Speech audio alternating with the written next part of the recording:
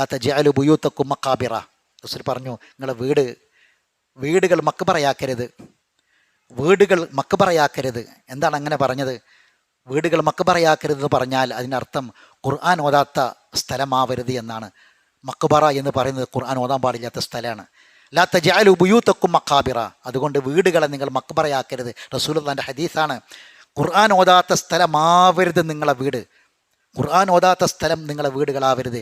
ഖുർആൻ ഓതണം, ഖുർആൻ പഠിക്കണം, ഖുർആനുമായി ബന്ധം നമ്മളെ വീടുകൾക്ക് ഉണ്ടാകണം.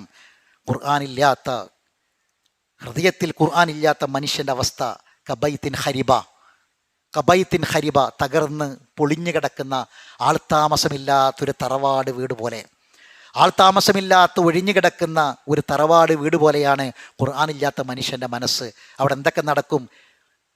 ജന്തുക്കൾ ഉണ്ടാകും, പാമ്പും തേളും അവിടെ ഉണ്ടാകും, അവിടെ പല അനാവശ്യങ്ങളും നടക്കും, അവിടെ കള്ളന്മാരെ സങ്കേതമായി മാറും.